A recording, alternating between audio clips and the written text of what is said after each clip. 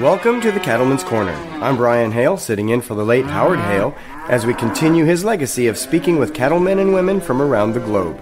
Welcome to today's program, and we have our host, David Woodruff, who's always full of surprises. Let's listen in to see what he has going on today. You heard about the guy that said there was this herd of cows, and the other guy said, herd of cows? Heck yes, I've heard of cows.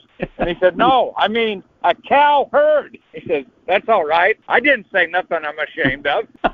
Yeah, right. Brian is going to be wondering what's going on, so I got to say we're talking to Keith Flake. He's a partner in the Flake ranches out south of Apache Junction. Maybe I should ask you to tell us where the ranch is and how big it is and what you're doing. Well, we're squeezed in here just east of Apache Junction or Mesa, Gold Canyon area, between Apache Junction, Queen Creek, Florence Junction. About 50 sections of state lease. We don't own an acre, and part of it's being developed. Part of it is overrun with recreationists, so we have our hands full. So did you say 56 sections?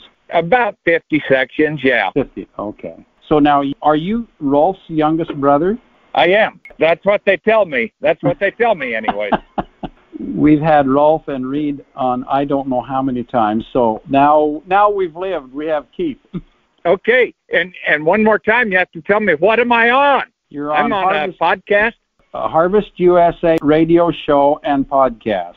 And oh, my goodness. It'll probably cross over to Cattleman's Corner also. It's Hale Multimedia out of Nebraska and Texas. They kind of two bases. It was started, 35 years ago by Howard Hale, and he's kind of a voice like Paul Harvey. And he passed away, and I'd been a guest on the show, and he said, Brian said, hey, I'm awful busy. Can you help us?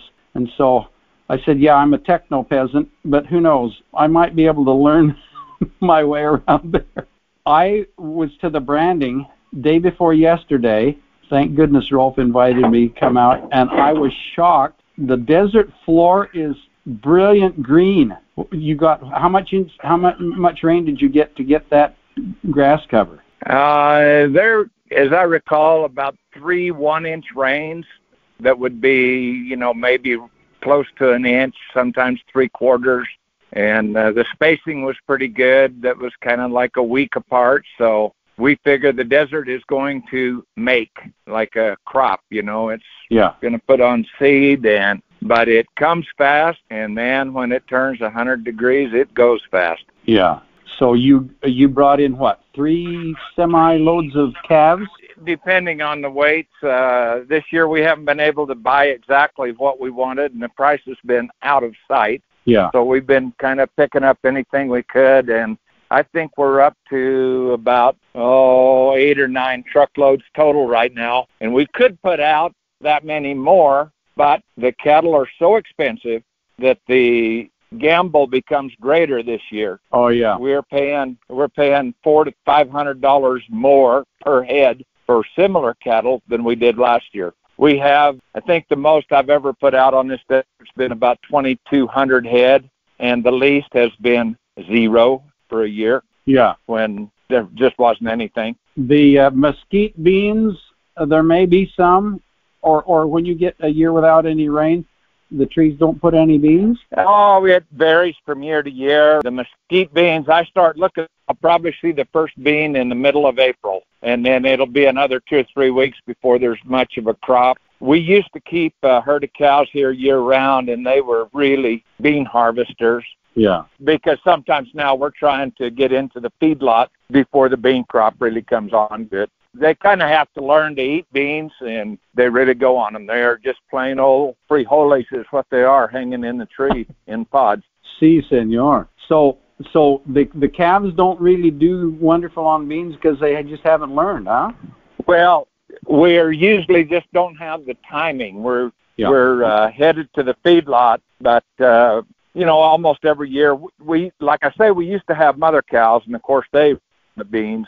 They would eat the beans. The beans are important to us, just not as important as they used to be when we were here year round. Yeah. We used to be on the desert year round. Now we're not. There's grass. You bring them in. You get the calves from where? They come from Mexico, from Nogales. Sonora? Yes, sir. They could come from Hermosillo or as far south as Ciudad Obregón. And you get too far south in Mexico, then they're cattle, and they know it, that become a little bit too bramery. And, ones that turn and go the other direction, they're better for the Mexican market. So now, when you say too bramery, is there temperament? I've heard that bramers are kind of hard to handle. Well, I don't worry about the temperament as much as just the fact that they're not going to feed out in the feedlot like the crossbred. They'll make enchiladas. And there, as you could see, there was a touch of Brahma. Yeah. In quite a few of the ones that we had there. Yeah. You had quite a little bit of Charolais influence and Simmental, just a little bit of everything. The Mexicans are doing a good job with crossbreeding, and a lot of times they're buying bulls up here in the United States and taking them down to keep their programs going. So they've been very good. So you sound like you know some Spanish too. Well, once upon a time, I was a missionary for the Church of Jesus Christ as a 20-year-old in Mexico, and just like I did learn some Spanish. Yeah, just like Rolf. Well, I tell people, de español lo sé suficiente para ser peligroso. and one guy, pues. No hablo mucho. Once I have a son who was in Monterrey, and I had a class at BYU, and so I got a real good accent, but I don't have any knowledge of any of it. Both my wife and I drive school bus, and they hire us to take greenhouse workers into Lethbridge to shop on weekends. And 3/4 of these workers are from Mexico. We have a temporary foreign worker program in Canada, so they're all legal, and they work their buns off in this greenhouse raising flowers. And then they like to go to Lethbridge and get some. There's a store on the way that the cheapest place to buy tortillas in southern Alberta that I know of, and I'm glad on that, because when I get low, I go in there and Picture Butte and pick up a couple of. They sell them in 100-unit bags. I get 2 of those bags, and they'll do Rachel and me for a long time. Okay, it's time for us to take a break, and when we come back, we will find out more about David's broken Spanish. In today's world, our body's immune system is critical to staying alive and healthy. Find the best immunity system building products at greengoldnaturalhealing.com. My wife and I believe so much in these products that we became representatives in order to help others. Visit greengoldnaturalhealing.com. And as always, thanks again for listening, and may God bless. I'm Brian Hale. We're back to hear more about David's broken Spanish with Arizona rancher Keith Flake. Let's listen in. I know enough to be dangerous, and they all laugh, but one guy ducked, and I said to my son Jackson, so what's that? And he said, well, it doesn't always translate out the way we think it's going to be. So I said, so what really happened is I told him I know enough to be a murderer. He said, yeah, probably. Yeah, well, migrants coming from Mexico and all points south, Central America, they come through Arizona, maybe headed up to Canada, but from time to time, they cross the ranch right here where we are. So they come through the ranch. I had one that came through, and he was dying of thirst, hadn't eaten. He was a sad sight. Oh, my goodness. And we were able to do a little bit for him. We were able to get him sent on his way, get some food and water and a night's sleep, and that son of a gun has thanked me by text message. He didn't have a cell phone at the time. The coyote had taken away his cell phone because he didn't want to be caught. The coyote's the handler, the guy. Oh, yeah. He got to his relative's house, which was in Wisconsin. Then he's been texting me and thanking me over again, saying, you saved my life. Well, what would anybody do? Yeah. Well, it's when people are grateful, it's so wonderful. So yeah. How do you spell that coyote? Coyote. It's like a coyote, but in Spanish.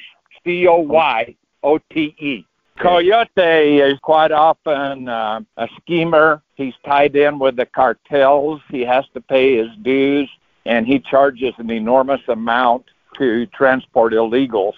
he has to be pretty careful because he is the one the Border Patrol would most like to get a hold of, so they stay pretty undercover. Oh, yeah, yeah. I never in my wildest dreams thought that I would ever come in touch with any contact with stuff like this. And when I was out there the other day at the branding party, it never entered my head that you would have these people coming across.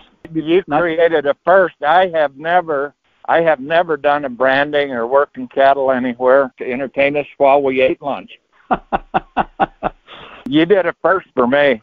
That was good. I'm sorry. I'm so out of practice, and that guitar, I'll blame some of it on that guitar. It's hard, and there was no strap, and I felt like I did a lousy job for you folks.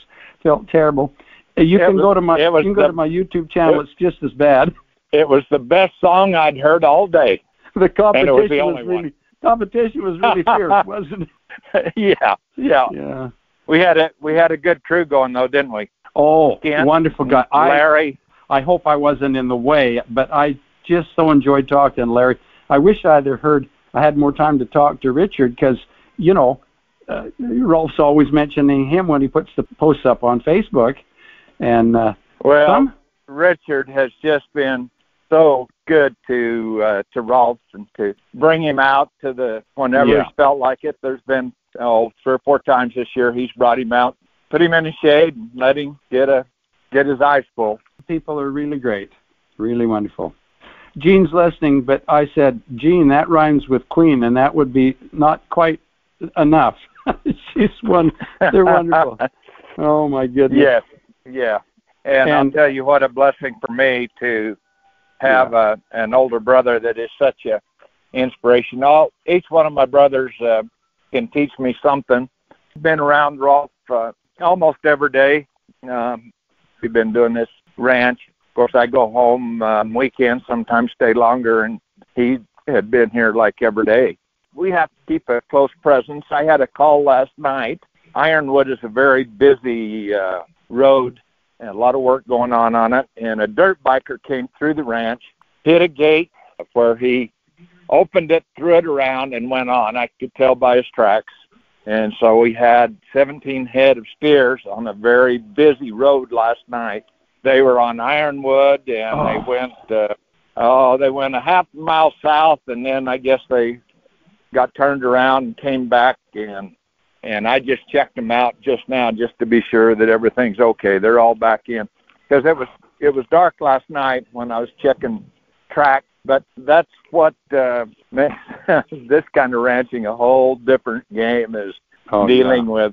And I have to say this, dirt bikes have been really bad because it seems like the dirt bikers have little respect. Speaking of many of them, they're in a hurry, and they have pliers, and they want to go where they want to go. And now we have razors everywhere, and that's a different animal, and you know what I mean, the modern side-by-sides or whatever you want to call them. Yeah, right, yeah, side-by-sides, yeah.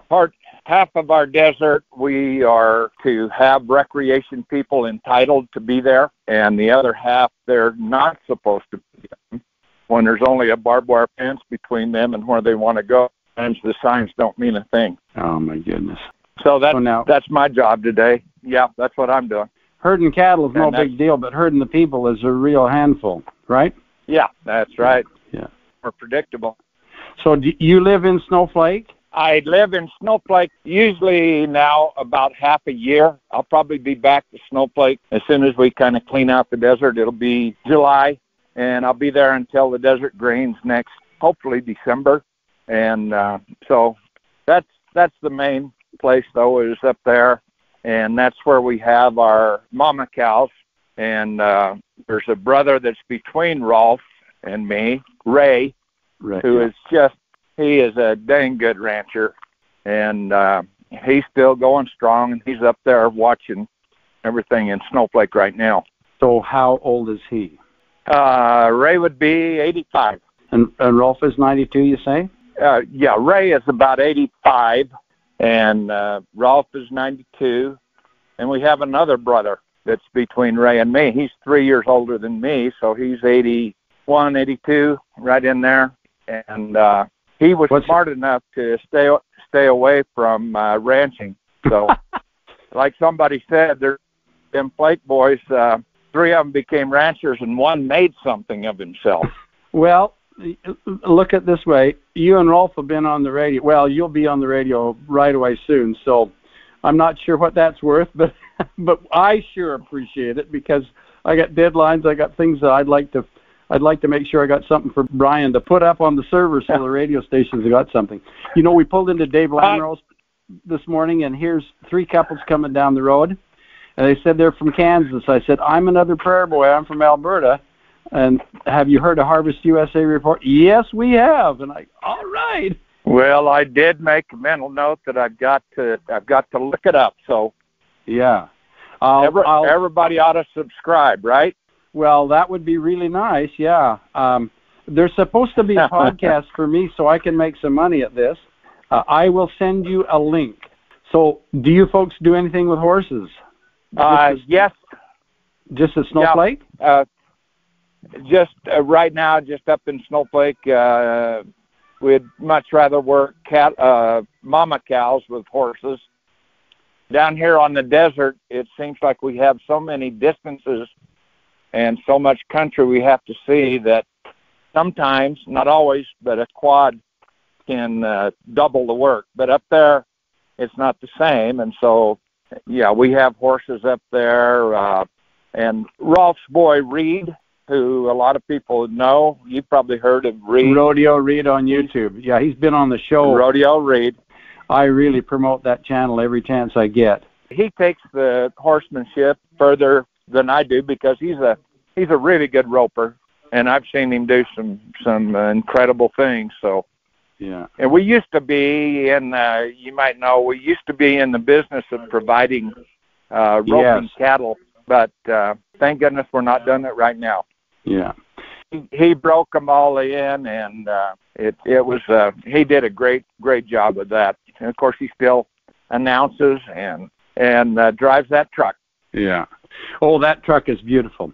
Well, hey, Keith, they're fixing to take Rolf to eye doctor's appointment. I got to get out here and get this guitar sent home and get my car back. So I'm going to have to say goodbye.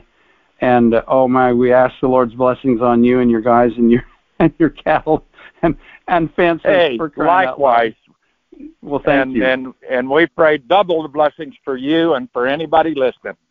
We are all blessed, and I hope that if we close on that note, you started it. If we close on the note of blessings, it just makes us feel really good to know how much Father loves us, doesn't it? Yeah, it's really great. Well, adios, hermano. Okay, pórtate bien. Thank you. Hasta luego, hasta la vista, hasta la próxima. Thank you, You have David. a good one. Thank you so much. We'll see you. Once again, that was our host, David Woodruff, with our guest, Keith Flake from Flake Ranches in Arizona. Thanks for joining us for this extended version of the Cattleman's Corner, sponsored by greengoldnaturalhealing.com. There's more on the web at cattlemanscorner.com. Thanks again for listening, and may God bless. I'm Brian Hale.